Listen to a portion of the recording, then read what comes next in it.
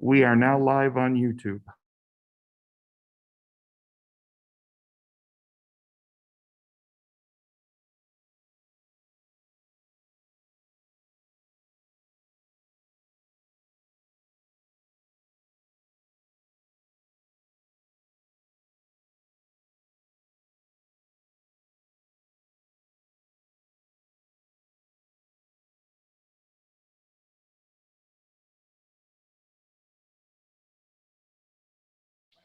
Mr. Smith, can you hear me?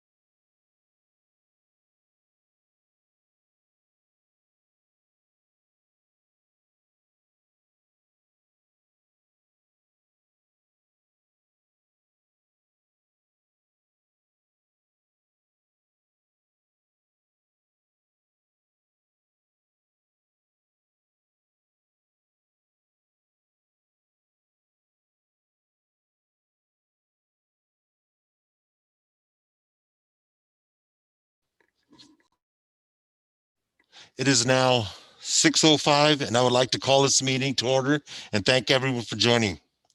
Due to the current CDC regulations, board members are participating via Zoom for this meeting. That'll be Board Member Frank Cotero.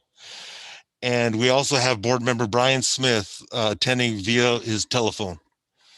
I would like to welcome those who are participating via Zoom and those watching the board meeting via live stream on YouTube. The district link to the meeting is on the district webpage under Board of Education.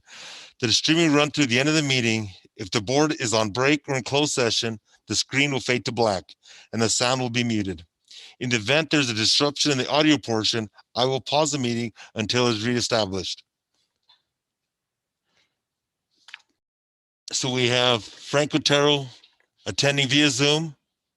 We have Brian Smith attending via telephone. Mr. Smith, can you hear me?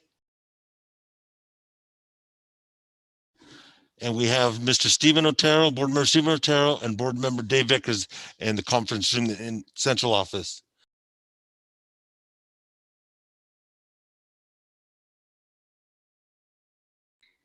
At this time, before we get started on this meeting, I would like to take a moment again and thank Mr. Smith for his leadership as serving as board president. And I would like to present him with this plaque and the gavel he used while board president. And I'm going to go ahead and try. Mr. Smith, I know you can't see us, but we are holding up a gavel and a plaque. Thank you for your service. Thank you for everything you've done.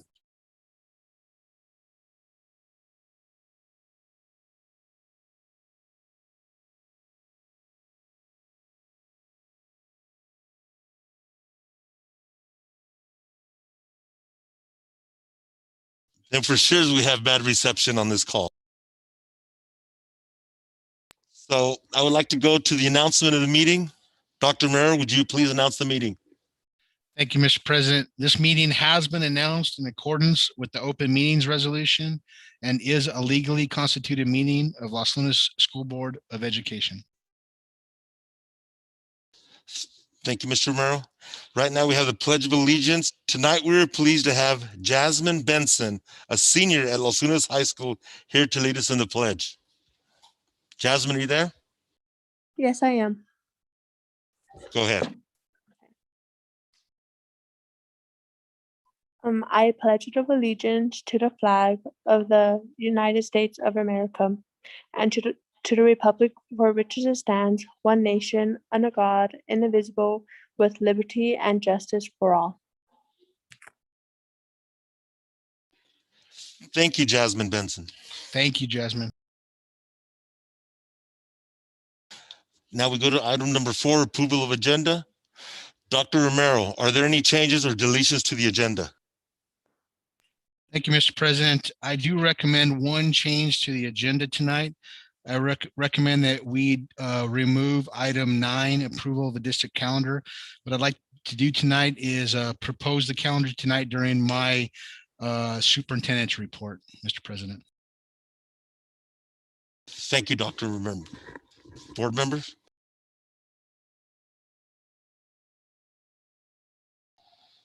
I'd like to make a motion that we accept the agenda as the change of removing action on the calendar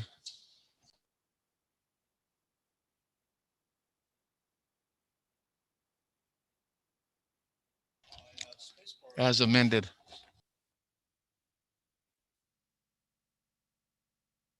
Okay, I have a motion by Board Member Steve Otero.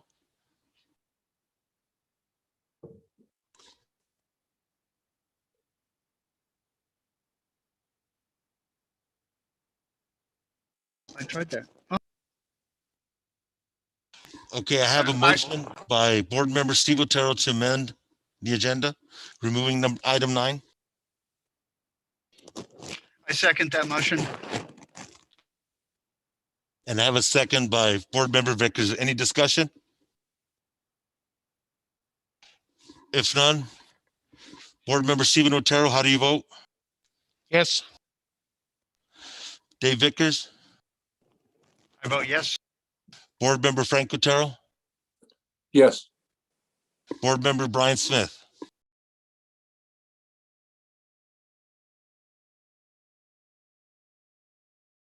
I don't know if anybody can hear me other than you.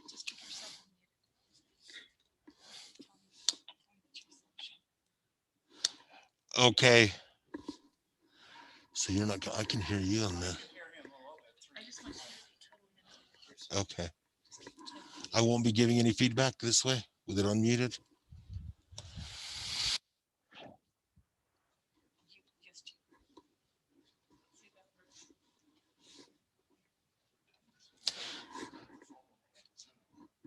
Okay. Okay, we have a motion. We have a second. We had no discussion. Let me try this again. We're having difficulties with audio. Board Member Stephen Otero, how do you vote? I vote yes. Board Member Dave Vickers, how do you vote? I vote yes. Mr. Frank Otero? Yes. And Mr. Brian Smith? I can hear you now, Mr. President. Was there comments available on this particular item? Is this for removing item number 9 off the agenda? Yes, there was. I did ask for discussion. Okay, I'm finding it very hard. I can barely hear you, but I cannot hear anybody else.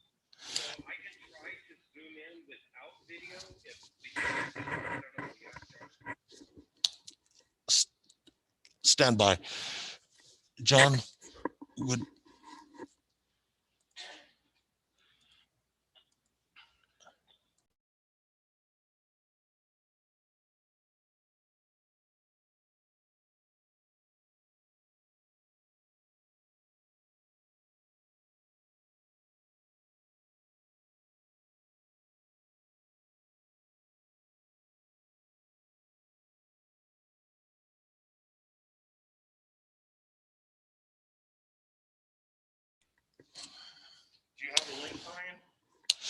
Dr. Romero, at this time, we're going to be we're still in the middle of this vote on this motion.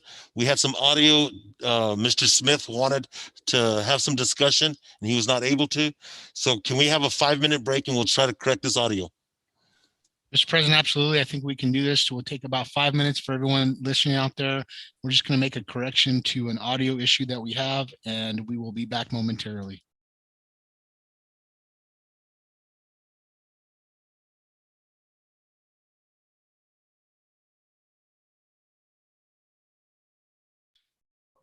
Mr. President, we will be taking a break now at 6:13.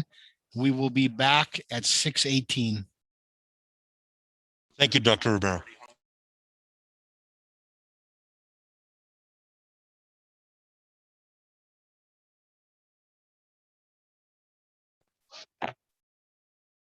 So can you hear me now?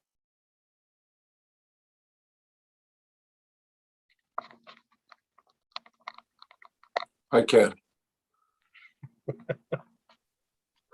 Thank you, Frank.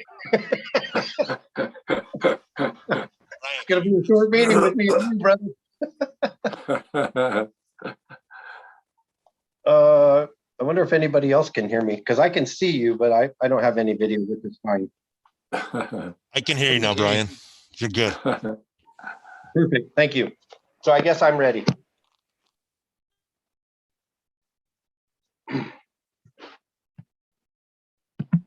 Board members, we will be back in session right now at 6:15.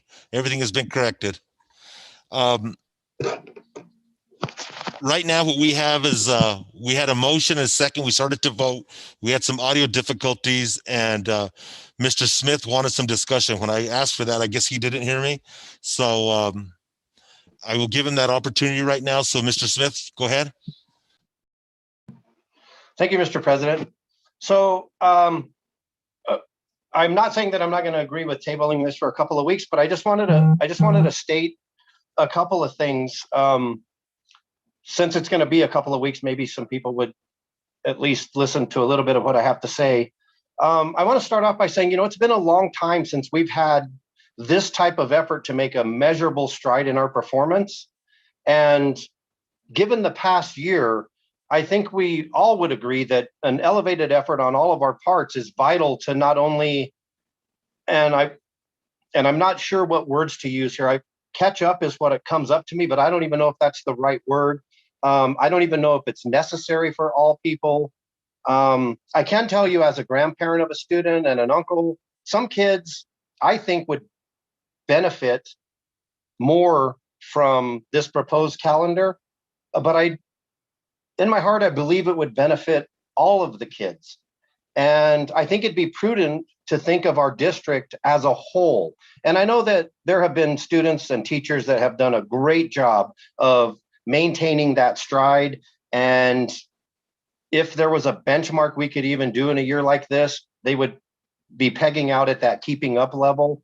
And I know that all of the efforts for the kids and the students, I'm sorry, for the students and the staff and everybody concerned, it's commendable given our circumstances. So I guess I liken it to exercising. I do 20 sit-ups a day. 5 more is not going to help me. I shoot 20 free throws a day. Shooting 5 more is not going to help me. I just don't see that. More rehearsals for a role. I think the more that we do something, the better we get at it, and not necessarily calling it something that relates to remedial, but I just know from personally that I think it would be something beneficial for our entire district to do. But not only just for this, I think we should raise the bar on our desired accomplishment level and become a model for others to follow. I think our kids deserve nothing less. And I know that our staff as a whole wants to achieve nothing less. So I support this calendar effort wholeheartedly. And I believe that everyone will see the results of our efforts. I hope that we can get this done soon. This calendar makes sense to me. It's necessary. And as I stated, I can't overstate this. It will benefit the kids overall. And that is 100% what is the most important. So I just wanted to share some thoughts for that. I will vote yes to table this item for 2 weeks. And I want to thank you, Mr. President, for allowing me to speak. Thank you, Mr. Smith. The motion we have right now is to remove it from the agenda, not to table it. We have a second. So I'm understanding that Dr. Romero will be also giving a presentation under superintendent's report. Mr. Smith, I totally agree with you, but I'm going to go ahead and reserve my comments till after Dr. Romero addresses us with his calendar. So we have a motion by Board Member Stephen Otero to remove it from the item, and this is requested by Dr. Romero. And we have a second by Board Member Vickers. So at this time, if there's any more, does anybody else have any more discussion? Since we don't, I'm going to go ahead and call for a vote. Board Member Stephen Otero, how do you vote? Yes. Board Member Dave Vickers, how do you vote? I vote yes. Mr. Frank Otero, how do you vote? Yes. And Mr. Brian Smith, how do you vote? I vote yes. I also vote yes. That takes us to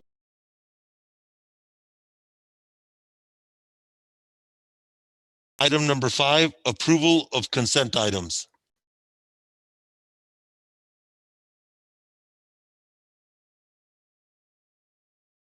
And at this time, everything has been consented.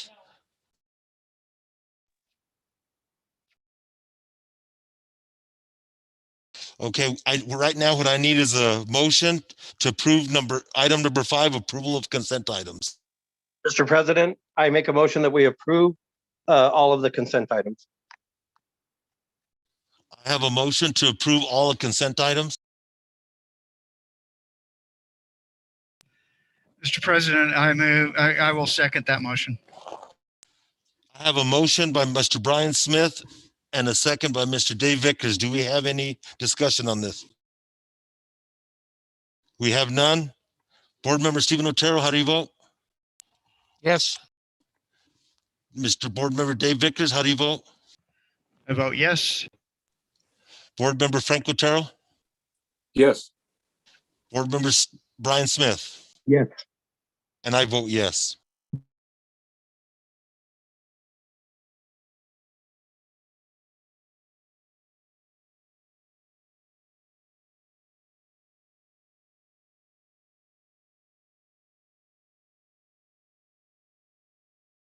For the benefit of the audience, all agenda items have been reviewed by the board members individually.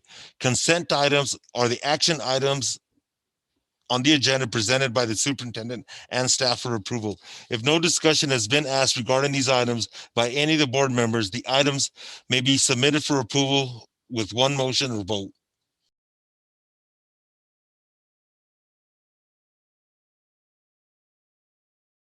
That takes us to item number 7, superintendent's report. Dr. Romero? Thank you, Mr. President. Lots to go over tonight, so I'm excited tonight to be able to first start off with what's most important in our district, and that is, of course, our students.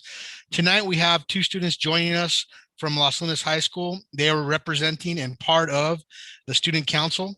I'd like to introduce tonight Abby Salazar. She is a freshman. She's going to be giving us some updates onto what's going on at the high school right now at Los Lunas High School.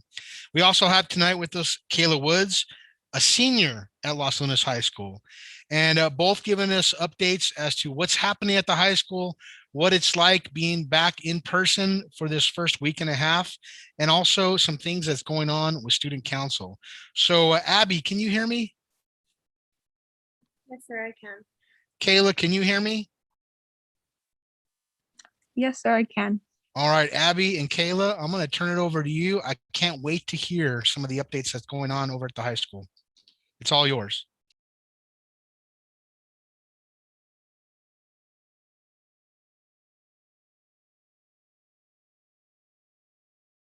Abby, do you want to go ahead and go first and give us your updates? Yes, sir, I will. All right. Board President Huron, members of the board, Superintendent Romero.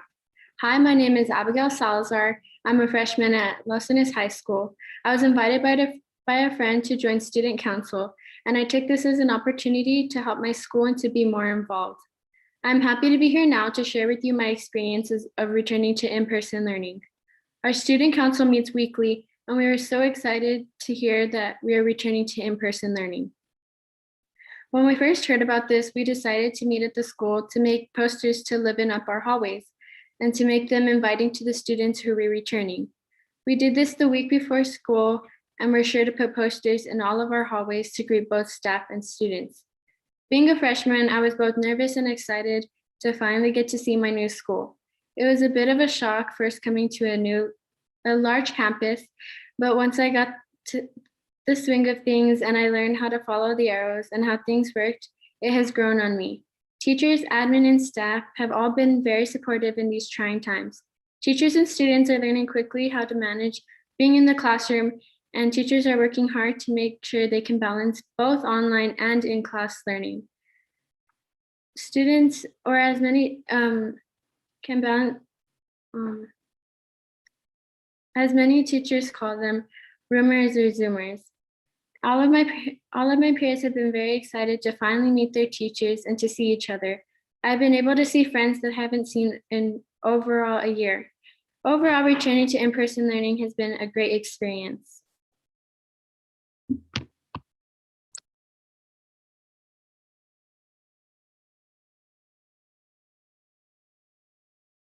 Thank you so much, Abby. That was wonderful, that update. Kayla, what's happening with you? What's this first week been like, and what are some of the things you're involved in? Hi, President, Board Member, President, Board President Hero, and members of the board, and Superintendent Romero. My name is Kayla Woods, and I'll be talking about the activities that are happening at Las Lunas High School. So first of all, we have the Nhs Food Drive, which the National Honor Society is planning food drive for the families in our community. It's happening the week of April 19th to throughout the 23rd. It's for school involvement, and everyone's able to donate canned goods. There will also be boxes provided at the front of the office for students who are virtually learning. Up next, we have the Virtual Talent Show, which is Saturday, April 17th. It is hosted by Las Lunas High School Student Council. It is our second annual virtual talent show, and everyone can participate. You don't have to be a Las Lunas student. We had about 12 submissions last year, and it was a good success. There was a lot of community involvement, and we're hoping the involvement was as great as it was last year. We also have the senior panoramic, is when the seniors are going to take a picture of the whole class, and that will be done on April 28th. And also we're planning a prom that will be May 1st from 8 to 11 at the Las Lunas courtyard. That's it. Abby, Kayla, thank you so much. I want to turn it over to the board to see if they have any questions for you or any comments. Mr. President, turn it over to you for just a moment.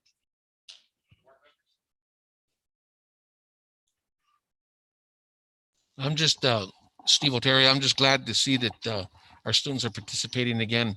That's a positive note for us. It's late, but it's better late than ever. So it's really nice to see these students get involved. Thank you for bringing them aboard. Dr. Romero.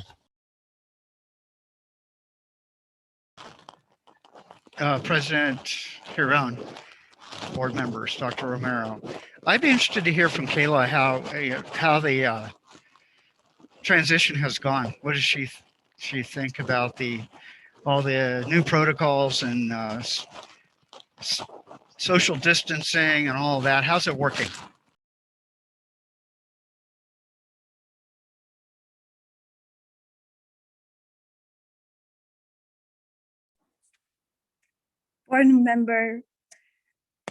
Board President Hiro and members of the board and Superintendent Romero.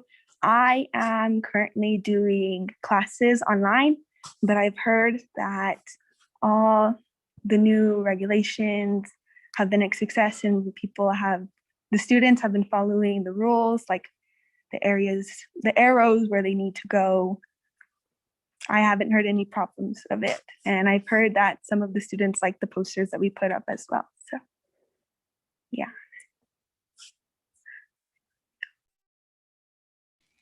All right. Thank you very much, Kayla.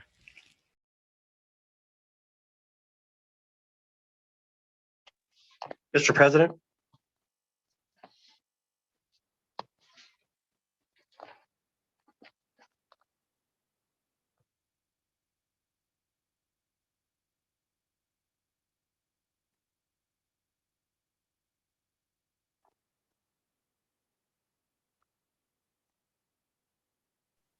Mr. Smith, Mr. Smith, President. go ahead. Thank you, Mr. President. I just wanted to commend those two students for coming on. I agree with Mr. Stephen Otero. It is refreshing to see them. I think they did a terrific job on filling us in, and it is a testament to why we're all here. So I appreciate your efforts. I'm glad you guys are have the opportunity to go back in class, and I'm so glad that you guys got to present today. Thank you very much. Thank you, Mr. Smith. I also would like to thank both of these young ladies. Just going through the halls and the student council and decorating the halls just to liven things up means a lot, just to bring people back. Kayla, I want to thank you for your work in the Canned Food Drive. And you mentioned you're going to have a talent show this Saturday night. If you guys can please send us that link so we can make some popcorn at home and we'll watch that. But I want to thank both of you guys for this. And it's like recharging us when we get to see the students addressing us. And I feel really good about this. So any other questions from any of the board members? Mr. Hidon. Go ahead, Mr. Franco-Otero. I too just want to echo my thanks to Kayla and Abigail for participating tonight. It's been a long time, and now we've got students involved in our meetings, and hopefully the next meeting we'll all be at the central office. But here again, thank you so much. It's been a stressful year and a half, and I'm just looking forward to the months as they come along. Thank you. Thanks, board member Franco-Otero. Thank you, Mr. President. Abby, Kayla, again, thank you for really getting this kicked off, being able to have students participate in our board meetings.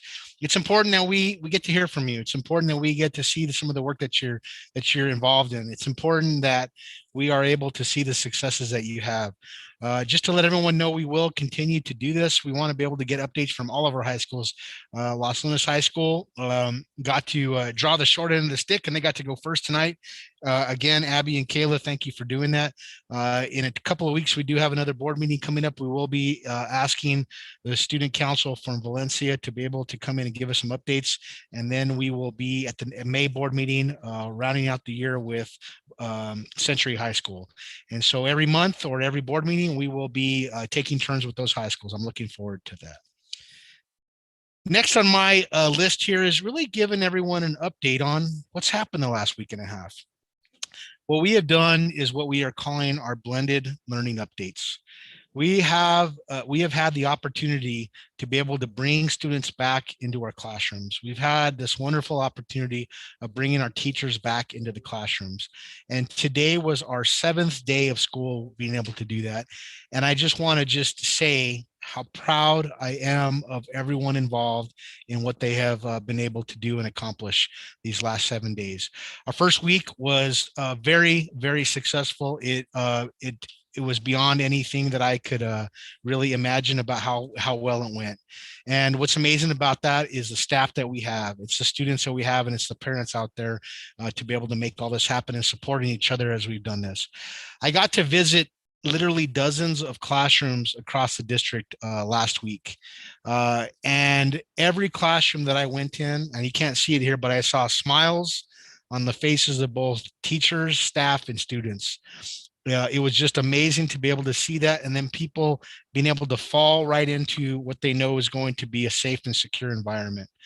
I also saw some wonderful teaching. The first thing I saw on Monday morning, that first day of in-person learning, I was at Valencia High School, got to go into some classrooms, and within minutes, I was able to see that instruction taking place, both for our students that we've got a new term here. I don't know if you've heard this, but we've got our roomers, our people that are in person, and our Zoomers, the people that are out there in Zoom land. And it was amazing to be able to see those teachers, those staff being able to really work with all of our students in a very high quality fashion.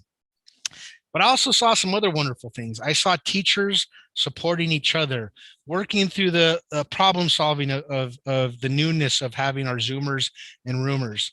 And every day I saw things get better and better and better. And that's just a testament to the wonderful work that our teachers do, that our staff does in not only planning and preparation, but the execution of what this has been like as we have moved back into in-person learning, but still having students in a virtual environment. So thank you, teachers. Thank you, staff, for making this happen. Principals, thank you for all of your hard work. Parents, thank you for supporting us. Thank you for being there with us as we move through this transition together. And students, you're all amazing. You're amazing. You take this in stride like nobody else. You are able to just accomplish things and make things move along, and you're wonderful at it. So thank you. But I also want to say that I saw some excellent examples of being safe, that everyone is wearing their mask. Everyone is, using their hand sanitizer, washing hands, social distancing. We have put a lot of planning into making sure that the classrooms are set up in such a way that we're able to do that. So students, make sure that this is stays at the forefront of what you do. Wear your mask, wash your hands, make sure you social distance. And sometimes we have to make some corrections as we start to see flows of patterns of students on school campuses. We have to we're trying to make sure that we have one-way traffic. We're making sure students are going the way that they need to go to try to minimize any issues with social distancing. And so we were very quickly able to work out some of those issues. So thank you to everyone involved. But I also want to say that parents, I'm going to ask you all to continue your vigilance with this. That for parents, you have done a wonderful job to be able to fill out those home health checks to make sure that your students your children are okay to be able to come to school. They're feeling okay, no temperatures, nobody had, they've got their masks on and they haven't been around anybody that has been COVID positive. That's all been very positive. I want to thank everybody for the health checks once they get to school. Everything is getting quicker and quicker and more efficient every single day. I think about the first day, it would take a little bit longer in those lines to be able to get to school. But there was a reason for it, because we wanted to make sure everybody was safe. And that's exactly what we did. But every day we got better and better and faster at it, but still kept that high quality of safety going on in our schools. So thank you everybody for doing that. And one last thing is, parents, I just want to remind you that if your child doesn't feel well, is showing any kind of symptoms, any kind of fever, please err on the side of caution, and we can go ahead and they can jump in on a virtual setting that day. And we want to just err on the side of caution and make sure everybody's safe. So again, wonderful, really first 7 days. Very proud of everybody. And I'm going to pause for just a moment and open it up to any comments or questions from the board on our first 7 days of in-person learning.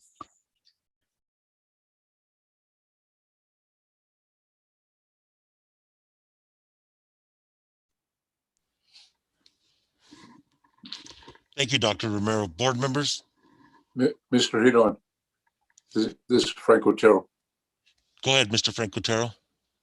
I don't really have a question. I just have a comment. I've been out and about in the last week and a half, and I've noticed a lot of parents and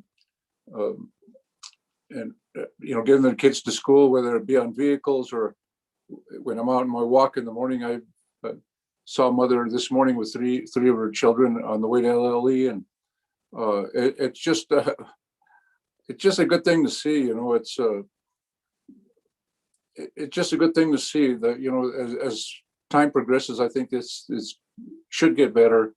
Hopefully, our numbers will get better, and we can move to green and hopefully move to turquoise eventually. But it just is really encouraging, and just to see the numbers of parents with their students, with their children, it's just really encouraging. So that's really all I have to say right now. Thank you.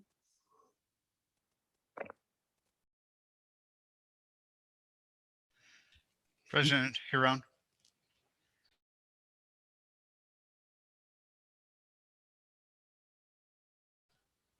Thank you, Board Member Frank Otero. Mr. Dave Vickers? I'd just like to ask Dr. Romero, out of curiosity, what's the participation level of in-person learning across the district? Thank you, Mr. President, Mr. Vickers. We actually are having really an excellent turnout when it comes to in-person learning. The percentages vary at each school site, but there are multiple examples of 90+% of the classrooms actually being in person. The other thing that we found is we actually have more and more students taking advantage of in-person learning every single day. And another positive outcome that we've had is we've had a number of students actually register as new students every single day, actually dozens every day this week. And what that means that these are students that maybe decided to go to homeschool, maybe they decided for a different option, but now that we are back in person, they're coming back to their home neighborhood schools to be able to participate, and we are so happy to see them back. What we're doing now is we're making sure that we are able to look at and have eyes on the students that we have missed over time. And we're making sure that we're also keeping vigilant on the students' attendance for our virtual students. And this is going to allow us to now really put some more focus and intended energy on those students that we're not quite sure where they're at. And there are some still out there. So we are very purposefully looking for those families and those students to get them back into school. Thank you, Dr. Romero. One other comment. Thank you for that, Dr. Romero. I just want to say my dogs are very happy that we're getting back to normal because they love to chase the school bus, or not out on the road, but they like to run through the yard and see who gets to the end of the yard first. Mr. Vickers, was that complaint I got about dogs chasing that bus? Now I know who to talk to.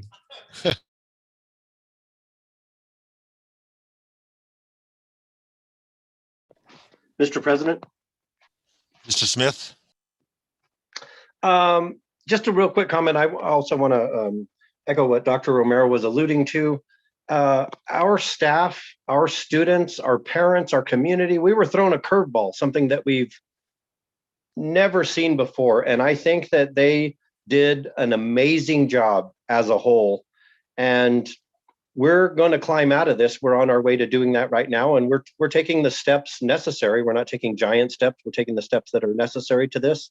But I reflect on it, and I'm very proud of every single one of those people that I mentioned to make this school community move forward. And it's definitely given me an extra sense of pride in why we're here and what we're doing. So I just wanted to thank everybody for all of their efforts and for doing the very best they can. Thank you. Thank you, Mr. Smith.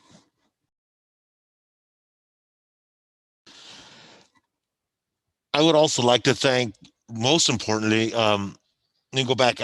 Last week, I was able to take my grandsons 2 days in a row to school, and they go to Peralta, and like everybody else knows, the traffic, the way to drop students off there and to pick them up, the inbound and outbound is challenging. And that first day, they were probably 30 to 40 cars deep, maybe 50. That staff handled it like clockwork. Boom, perfect. So with that traffic jam, with those students trying to get off, I have to thank the staff and the parents, the way they handle it. It's perfect. They handle it 4 or 5 at a time and safe. So I tip my hat off to the staff and the parents, the way they're handling that one school. Because I believe that's probably the toughest school that we face, the challenges, dropping students off and picking them up. But thank you guys. And okay,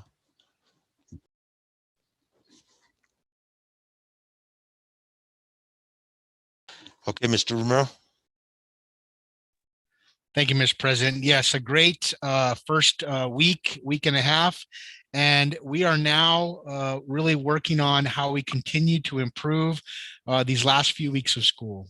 And like I said before, our teachers, our staff are getting better and better at this every day. Our students are, our parents are, everybody is working together to really make something amazing happen. And this time that we have left with students this year, we want to be able to use very effectively. We want to be able to build relationships with our students that maybe we couldn't build quite to the capacity that we have, because when we see each other in these little squares, it's different than when we get to actually be in the same room with each other. We are also taking this opportunity to make sure that students are okay, social and emotionally, to be able to meet their needs. And be able to make sure that they're ready to move on to the next step in their careers as students with Las Lunas schools. We're also taking this time to be able to make sure that we are giving them any gaps in the education in that they may have not been able to receive through a virtual environment. And we've had a lot of successes over this year. There's a lot of positives that came out through us being able to work in this virtual environment that's actually going to improve outcomes for students as we are able to embed what we've learned now in classrooms that will forever be affected in a positive way. So we've had a lot of students do well, but we've also had a lot of students that didn't quite be at the place where we think they should be. We want all of our students to be able to be successful as they move forward. And this allows us to get to the point where we're now talking about what it's going to be like next year. And we're already thinking about how we can make adjustments to be able to give students an opportunity to be able to be as successful as possible. There's a term out there that I've heard quite a bit, and you may have heard this term, where this is the year of loss of learning. And I'm not so sure that that's the correct term to use. I'm not sure if it's accurate, because it's hard to lose something that you never actually got in the first place. And the reality is that there are some opportunities that students weren't able to really take advantage of this year because of the circumstances that we were in with the pandemic. And I'll give you some examples. You know, when we look at our athletes weren't able to quite participate at the level that we all wanted them to. For many of our high school students that participate in STEM classrooms and labs, they weren't really able to get that kind of experience. Those of us in our CTE programs, they weren't quite able to be able to do those experiences. When we think about elementary schools and be able to have those peer relationships and those social interactions, those are things that weren't quite at the level that we really want them to be at in this virtual setting. In many aspects, there was a lack of opportunity for our students. And what I want to talk about to everybody tonight is how we're able to provide that opportunity as we move forward. We still have time with these students this year, and we want to be able to maximize our time very efficiently next year and into the future. And so I want to talk a little bit about my story, and I get to do this sometimes with you all. I want you all to know where I'm coming from, and why I kind of really want some of these opportunities for our students right here in Las Lunas based on really the circumstances that we're in. So I'm going to go back about 15 years when I was a brand new principal of my first elementary school. It was a school in Las Cruces, and we were able to take advantage of something for our students at that time called K3+. It was a brand new program to our state, and I was one of the very first schools across the entire state of New Mexico to be able to take advantage of this program. And really what it did is it added 25 days to the school calendar to be able to expand that school calendar to be able to maximize time with those teachers. Now, at the time, it was called K3+, K, first grade, second grade, third grade. And that's where the legislation for this and the funding came from. So we were able to work with those students. Now, what we found out pretty quickly was at the end of that program is we saw some successes, but we also saw a lot of things that we didn't quite expect at the level that we wanted it to be at, those kinds of successes. And there was some reason for it. So I'll give you some examples. For example, if we had a family that had a fifth grader and a second grader, well, they may both really benefit from the extra time and support from their teacher, but we could only invite the second grader into this program. And so what really happened was, because we didn't have a place for that fifth grader, then neither of them came to the program. And that really didn't benefit either of them. We also saw that there was really kind of a disconnect from this program that happened in the summer to what happened to the rest of the year. So we weren't able to really see quite the gains that we really wanted to see happen. But we learned from this experience. And the next year, we started to make some changes. We actually took some of our federal Title I funds, and we actually funded our fourth and fifth graders from our Title I funds. And this is where the idea of K5 Plus was born. We were the first school to do that.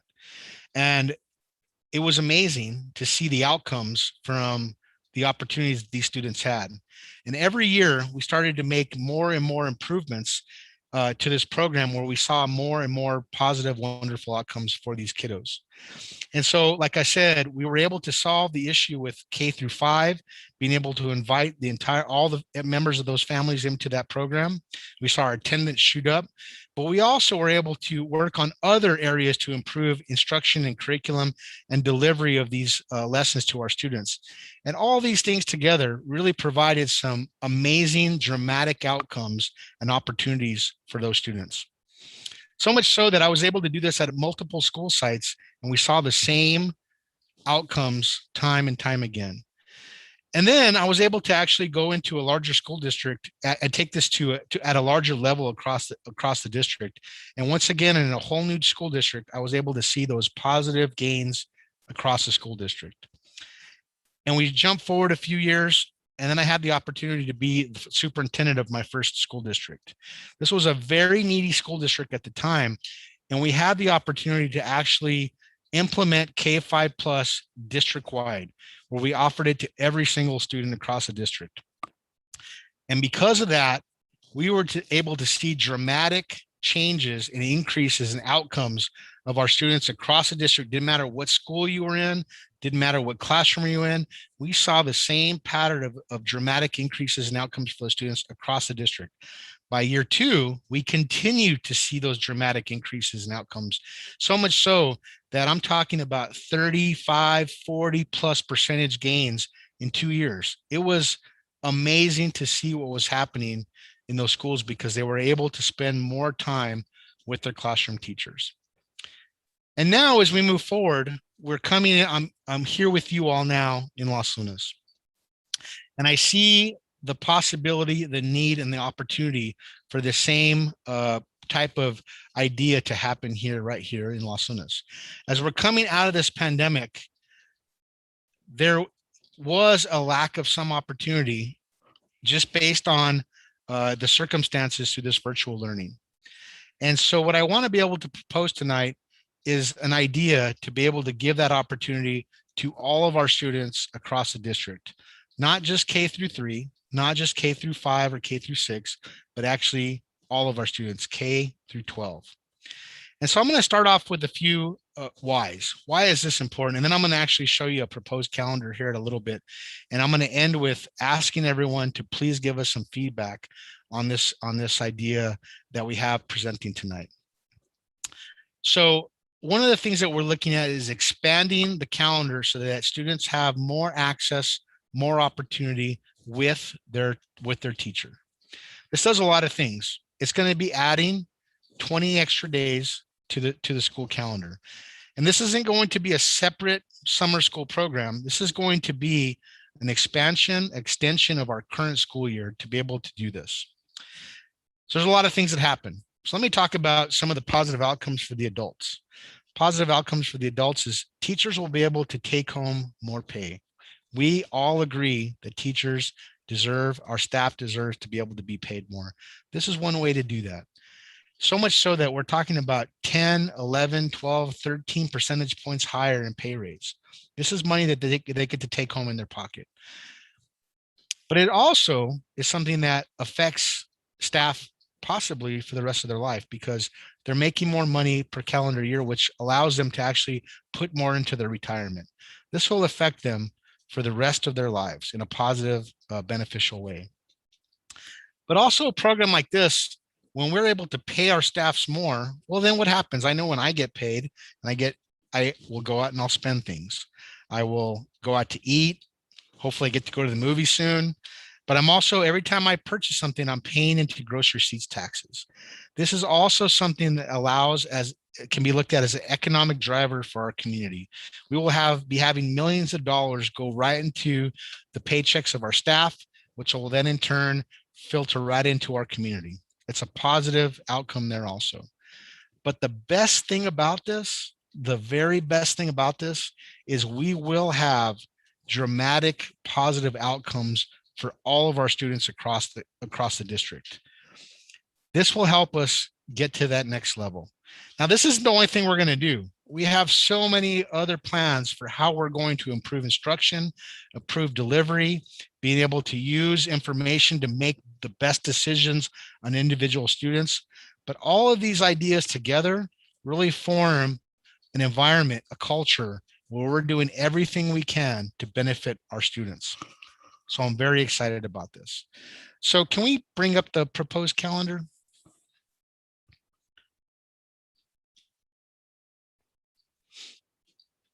So this is what this looks like.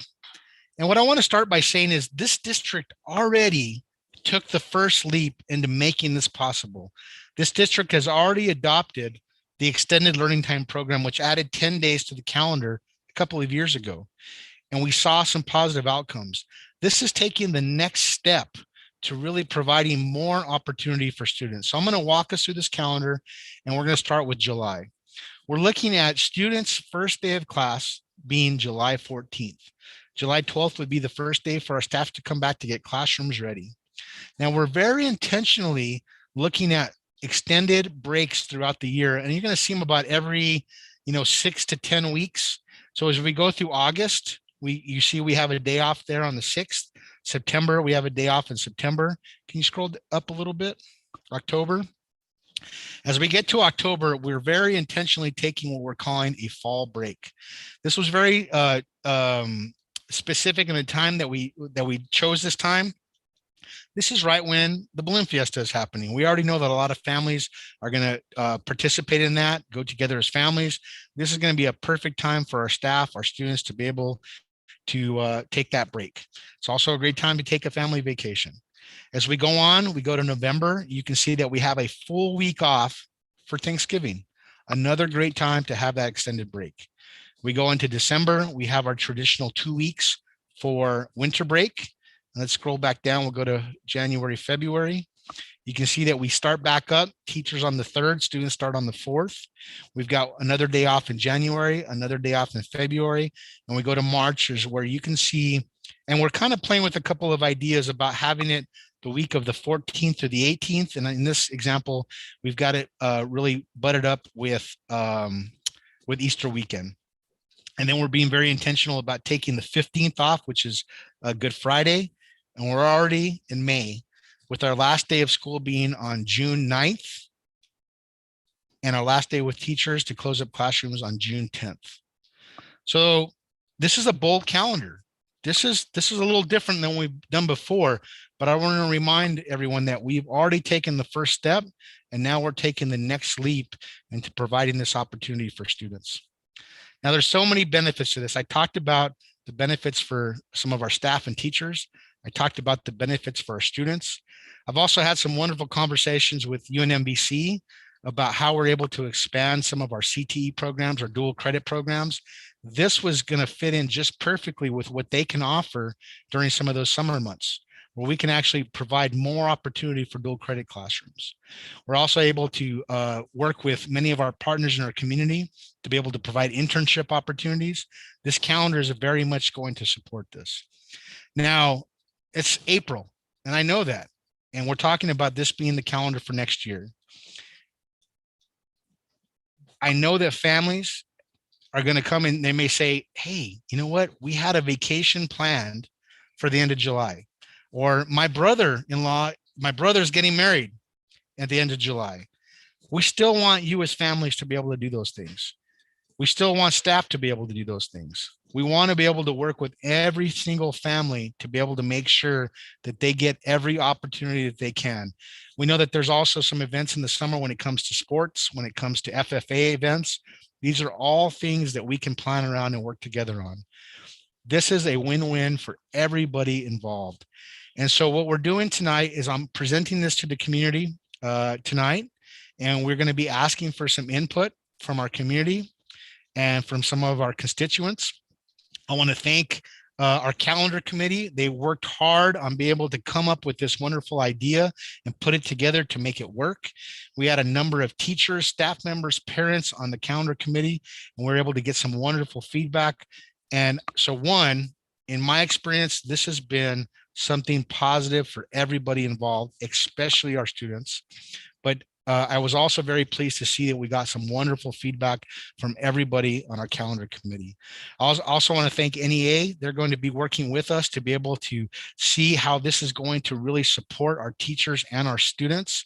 And I'm looking forward to that partnership. And I'm also looking forward to getting some feedback from our community about how this will affect you and your families. I want to talk about some other things too, because we did a few comparisons. We wanted to get some ideas on how this was going to benefit our communities. I talked about how this benefits our teachers and staff. I talked about how this benefits our students, but this also benefits families. If you are a family that it's a working family, mom and dad, anybody that's taking care of those kids, and you're a working family, this is going to also support you when it comes to some of those daycare costs. And if you are taking advantage of daycare, you know how expensive that is. We're talking about hundreds, if not thousands of dollars per child per month. This right there can dramatically change the support structure for families that are working families out there. So there are so many benefits to this. I want to be able to provide this opportunity to our students. And I also know that this may not be something that we do forever. I want to be able to commit to something like this for a couple of years. Then I want us to come back and I want us to take a look at is what we need to happen happening? And if it is, then we can adjust and course correct. If it's not, we can continue on the same path till we see the results that we are hoping for. And what I want to do is really be able to take a look at this after a couple of years and really make some adjustments to what our next steps are for our students. So tonight you're getting a look at what this calendar is going to look like. I'm looking forward to that feedback from everybody. I'm looking forward to questions from everyone. And members of the board, Mr. President, I want to thank you for my presentation tonight, and I stand for any questions. Thank you, Dr. Romero, for that presentation. Board members? Mr. President. Go ahead, Mr. Stephen Otero. I'm going to have a lot of questions here. First, I'd like to say that I agree with Brian Smith that this is a plus for our kids. You know, like he said, you can't. The more you practice, the better you get. That's for sure. But I'm all for it at this point. The thing that concerns me is that we have teachers that go into the trade or the profession of teaching knowing they're going to have the summers off. So it kind of concerns me that we might lose some good teachers on this calendar. It's just a concern. So I'm just going to bring out the concerns that I have, be them positive, be them negative, however you want to choose them. Another concern I have is, so you're adding 20 extra days. Has there been a discussion, if in fact this passes, if teachers are going to get additional personal time? I mean, I don't know if you've even gone through that yet. It was being brought to us for action tonight, but I'm glad we're not taking action on it, because I think there's got to be some more discussion, as you said, Dr. Romero. The concern I have is, of course, yeah, I'm sure that you've taken the budget into consideration for transportation and everything included, right? But we do have teachers. You're adding 20 days, so basically it's another month of education, which actually comes out to be full-time year-round school with a different name of K-12. I personally would like to see, if I could, who was in the calendar committee, and if you can answer, tell me how many people were involved in the calendar committee. It was 15 members of the calendar committee, Mr. Otero. Okay, so was, you said you had parents, teachers, and staff members in this calendar committee, correct? Yes, sir, Mr. Otero, correct. So I'm glad that we're not voting on it yet, because I think there's a lot to be discussed. I think it's great that our kids get all the education they possibly can. I don't know if we necessarily lost, in general, maybe a percentage, we lost the education atmosphere that we had. I know we lost the social aspect of it. But yeah, I want to see more on this, and I want to see how it's going to affect our budget. I want to see how our staff will be benefiting from the additional days in reference to maybe personal leave. Will they be giving vacation time, or is it still going to remain teachers, even though they're year round, that they get no vacation time? So yeah, I'm concerned about the staff. I don't want to affect those that work year round, such as your maintenance, your custodians, your administrators. It's just going to affect the teachers. So I'm wondering if in fact, and I know that we do this Survey Monkeys to a point where it's, you know, it's boring, but I'd like to see that each school and all the teachers in this school be able to participate and give their opinions. And I'd like to see some of that on the next meeting when this is brought before us. Believe me, I'm not against it. I'm all for the kids getting those additional days of education. But another thing that troubles me on this one, I'll be honest with you, is that, and I'll use this example. So our state of New Mexico just passed the cannabis bill. They didn't pass it and say it's in effect next month. They passed it and said it will be in effect in a year. So to me, I would much rather see this happen and get it voted on, but give everybody time to digest it, give everybody to change their lifestyle, and see it happen, not this next school year, because I think it's too fast, but see it happen the following year. As I said, I want the kids to get the most education they can, and I just have all these questions that I'm sure I'm asking that other people are thinking. So it's 20 days is a lot more schooling that these teachers have to take on. Basically, it's year round, because you start on July the 12th and you end on June the 10th. So there's not much time to rejuvenate. So I'm kind of concerned that we might lose some more teachers on this calendar, but I would like to see this happen, and I would like to see it happen with plenty of notice, though, if it's going to happen. In other words, let's not jump into it right now. Starting this June, let's let everybody know, starting the school year of 2022, 2023, and let's work it in slow. I don't think we should just roll into it as soon as they finish in May, and then they're going to start in another May the 20th. They'll start another 2 weeks, or what is it? No, in another month and a half. So, and you're right. You said it's going to affect the vacations, but yet I didn't see how. If it's going to affect the vacation, how's that going to work for us? How's it going to work for them? Are we going to have to hire substitutes? That really takes away from the actual educated teachers that got their degree to teach, and substitutes definitely do not have the knowledge, even though they have some knowledge, but they don't have the full knowledge to move on with the teaching as a full-time teacher. So I'm very glad that we didn't move forward with this. So I'd like to see a little bit more input from our staff, meaning teachers only, because it's going to be the same thing for everybody else. And I think if I was a teacher, I'd be like nervous, like, wow, I didn't get the break. And here again, you have teachers that teach, and some teachers even have summer jobs that they'll be losing their summer jobs.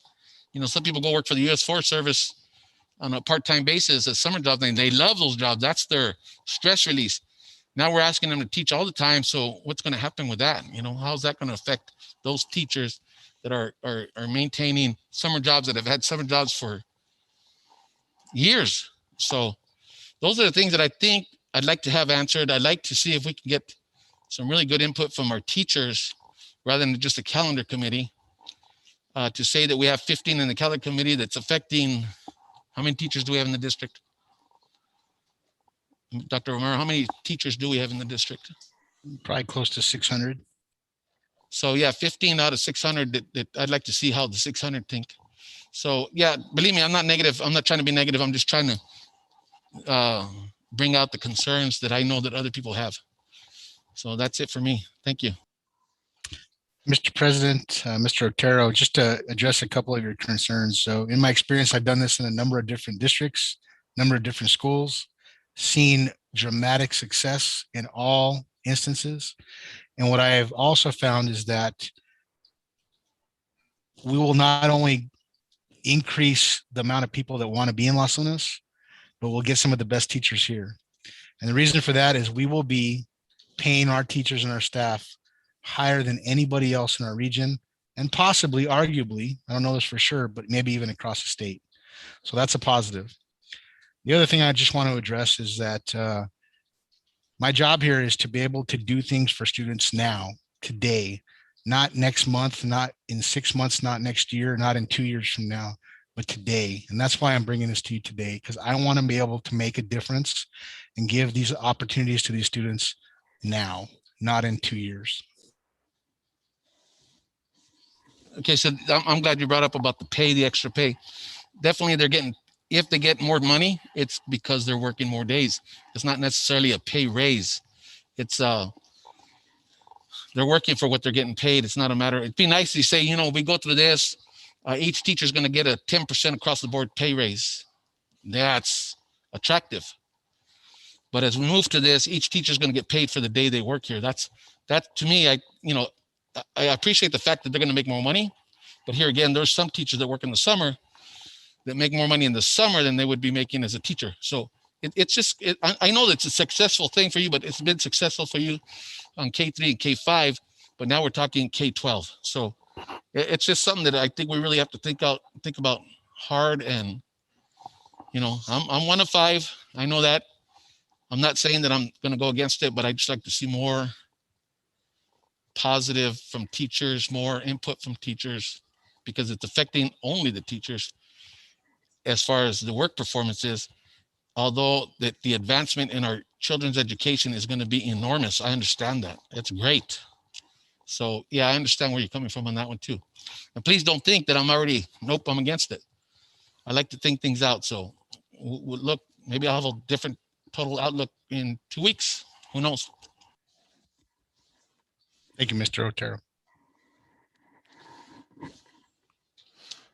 Board members, any more questions? Mr. President. Mr. Smith, go ahead. So I've already given some comments. I just want to give a couple of more. First of all, I want to say outstanding job, Dr. Romero, thinking this through. Calendar committee, I'm sure there was a lot of collaboration in there. I listened to the result-oriented presentation, and I see the benefits to the children in our district, and that to me is basically the bottom line. The bottom line is, what can we do to educate our kids to the very best of our ability? And that's one of the things that I'm going to step back and look at when I look at this calendar here. But I've basically given all the comments that I want to, but I wanted to make that statement. You know, Dr. Romero, I know you worked extremely hard on this, and I know the calendar committee did.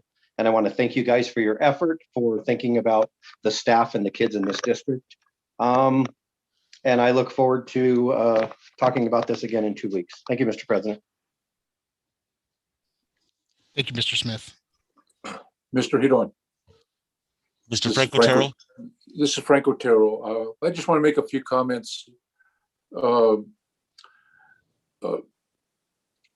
This pretty much, you know, I'm not calling it this, but this is pretty much what a balanced calendar, pretty much what it is. And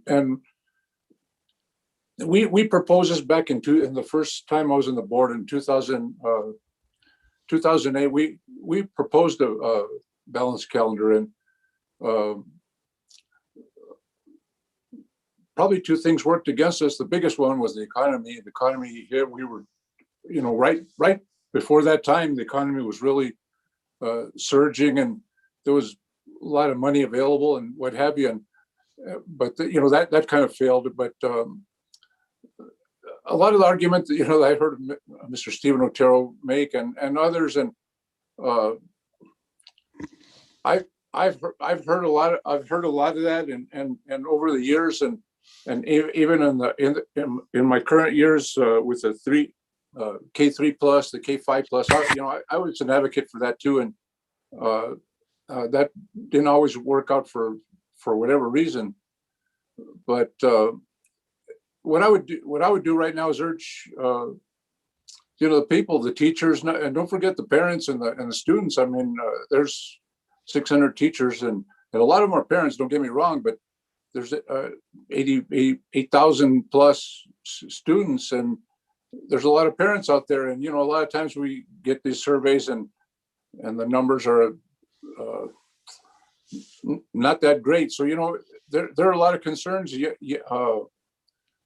My personal feeling, I think, and here again, I'm not an educator, but from my experience and my observations, and I've attended a lot of training. Let me tell you, students tend to lose their retention over a period of time, and back in the day it was 3 months plus, and everybody came back in September or whenever, and I kind of had to relearn things, and if you kind of noticed over the years, it's kind of creeped up a little bit. I mean, right now we end at the end of June, and we start right at the beginning of August, and so it's been slowly pushed together for whatever reason. But it's for the students' benefit. So I like it, but like I can tell you, there's a lot of people that probably aren't, and but I'm an open-minded person, and that's what I urge anyone watching, and urge you, Mr. Romero, Dr. Romero, to reach out to the community, to the parents, and see what they have to say, how they can work out their their situations as far as daycare during the summer or what have you. But I've heard it all. I've heard it where camps and all this kind of stuff happen right in the beginning of June, and I've heard. I mean, I've kind of heard it all, but with every decision, you have to ask for new input, and that's what I'm asking people out there is let us know what you think. Thank you. Thank you, Mr. Otero. Dr. Romero? I don't know if I was clear on this. I think board member Stephen Otero brought it up. He mentioned the budget. How would this be affecting our budget? How much of this coming out of our budget right now for this new program? Mr. President, members of the board. So this is actually something I've been working on with the legislature for the last 15 years. And with this is legislatively funded. So we would be actually bringing in new dollars into our district that would then go straight to be able to pay our staff, our teachers, that would then go straight into our community. So this would not affect our current operational dollars. These are specially allocated dollars to specifically pay for a program like this. And I also want to say that legislatively, they approved K5 plus funding and K6 plus in districts that have K through 6 at the elementary level. But they are actually looking to Las Lunas to be the model for this idea of K-12 plus. We have been approved, and we are the only district to be able to do this, to be able to get this opportunity to provide this to all of our students. And so the state of New Mexico is going to continue to look at this program and Las Lunas schools that will not only have a positive effect on our students, but potentially when we do see those positive outcomes for our students, then have a positive effect on every student across New Mexico. So I love being able to be that person, and along with these principals, with these teachers, with this staff, to be able to do something that has never been done before for the students of New Mexico. So I'm honored to be able to do that. And this is something that we can and will do together. But to answer your question, Mr. President, this would be new dollars coming in that would increase the potential and the positive possibilities for students in our district. Okay, the other question I have is under the K-12 plus, it's 25 days, but we also have ELT that was 10 days right now. Right. So all we're really looking at is 15 more days right now. Right. Yes, Mr. Right. President. So what the beauty of this is that we've developed this legislation, these programs, is that we will still be participating in ELT. We'll be participating in the funding through K-5 plus, and we stack those programs so they lay on top of each other. So it's not 25 days and 10 days. It's really just 25 days total. And we've already embedded the first 10 days. Now we're finishing off with the rest of those days. Thank you, Dr. Romero. I myself, like board member Otero, have a bunch of things that I wrote down now. But and when they first brought this to my attention, it was scary. It's scary, and it's still scary. So I think I'm even more scared today, just because of the unknowns. And I'll say it out there: if we fail at this thing, I don't want to fail, but we could do some things wrong with this thing. But Dr. Romero mentioned the word opportunities for our students. I firsthand got to witness my grandsons with K-3 plus. And boy, did I miss it when I first got to see it. I thought it was a daycare. And after I got to see it and I got to see it work, I don't have the words, but I could see the improvement. I could see the words that Dr. Romero used, the dramatic positive outcomes. I could see that firsthand. When I decided to run for the board and I was talking to people, one lady told me, "Oh, you're wasting your time. There's no way you're going to change education in Mexico. It's just a waste." And God, I was upset after I left that lady, not at her, but at what she said to me. You keep hearing that we're 48th, 49th, and 50th throughout the country. And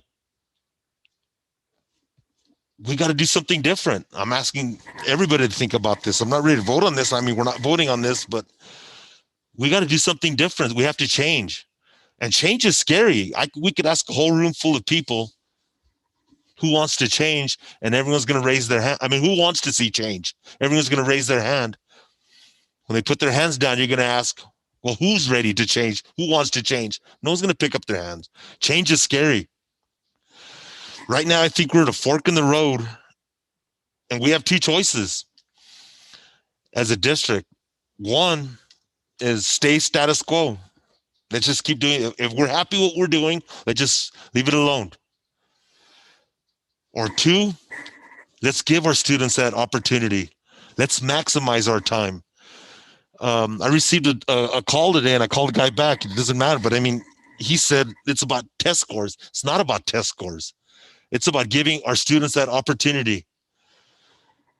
One of the things that's really important that Dr. Romero mentioned is he says this is not forever. He wants only a couple of years. Every program they bring in, it's that we implemented, this district has implemented, has been for, let's look at this, for 10, 15, 20 years, a long ways out there. I'm nervous with this. I'm really excited with this because it gives our students opportunities to change. Let's flip that script as a district. Let's not be, I mean, we can be 50th in the country, but in New Mexico, let's be number one in Los Lunas. One of the things that I understand that this program has to work is we need buy-in, and we need buy-in from everybody. The principals, the teachers, the students, and the parents. We need buy-in for everybody.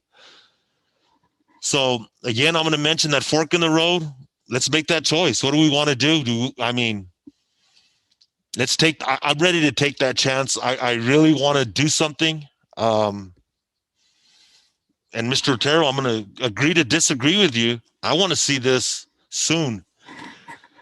We have a couple of weeks. I hope we can tweak everything that we need to tweak. And if it passes or it doesn't pass, if it does pass, we're lucky that it does pass.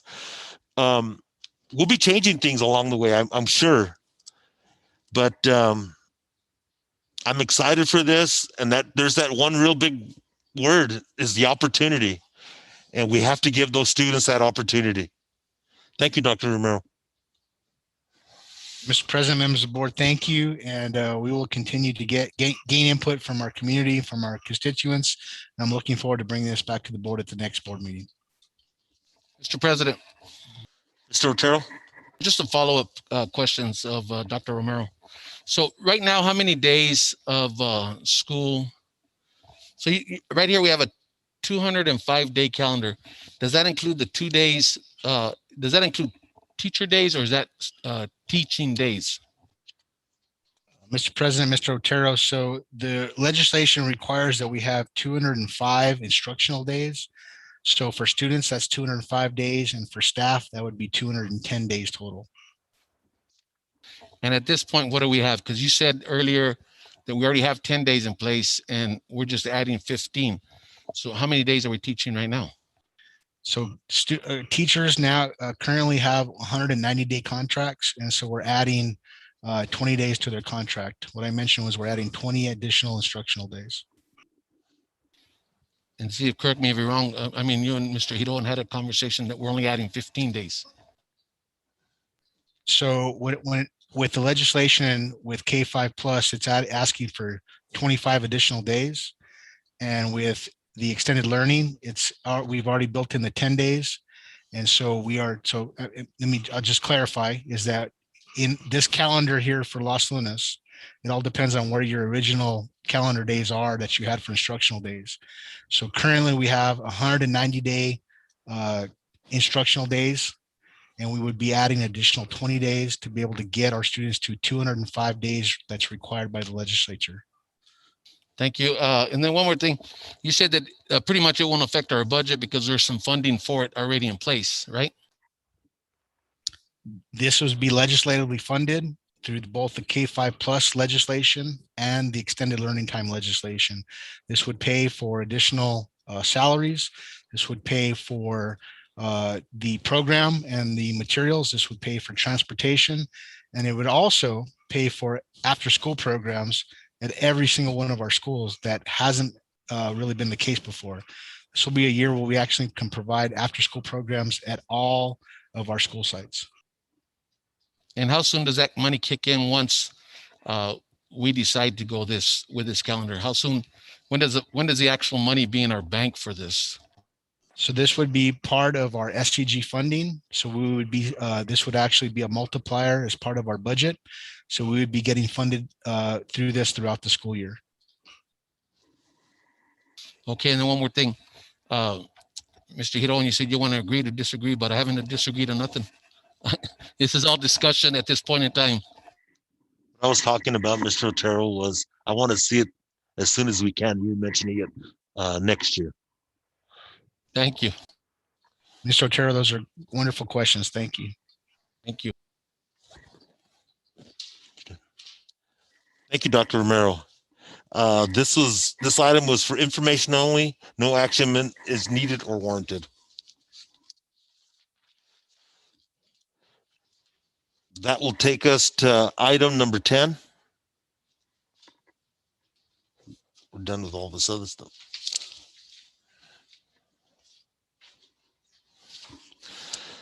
Item number 10, this brings us to the announcements of meetings. As allowed by the Open Meetings Act and District Open Meetings Resolution, on occasion, a quorum of board members attend the same function, including those held at school sites, at the district level, as well as sports functions, conferences, workshops, and trainings. There will be several presentations to groups as part of the budget process that the board members might attend. Board members will refrain from discussing and/or acting on board issues in those settings.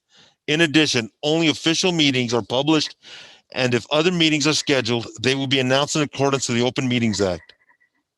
The meeting locations are dependent on mandates from the governor. If needed be, they will be held via Zoom.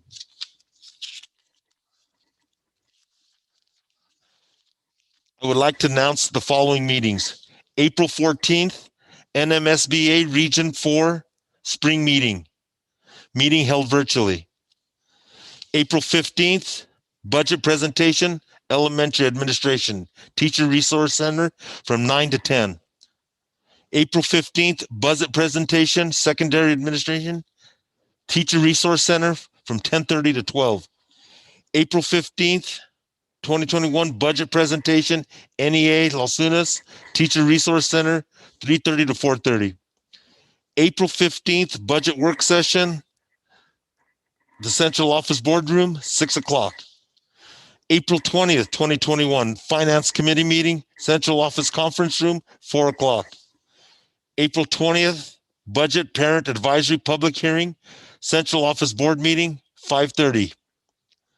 April 27th, Board Meeting, regular board meeting, Central Office Boardroom at 6 o'clock. This leads us to the adjournment of the meeting. I stand for motion to adjourn. So moved. I have a motion by Board Member Stephen Otero Second. and a second by Board Member Brian Smith. Any discussion? If not, Board Member Stephen Otero, how do you vote? Yes. Board Member Dave Vickers, how do you vote? Yes. Board Member Frank Otero? Yes. Board Member Brian Smith? I vote yes. I also vote yes. The meeting is now adjourned at 7:30. Good evening, everyone. Have a good break. Good night, everybody.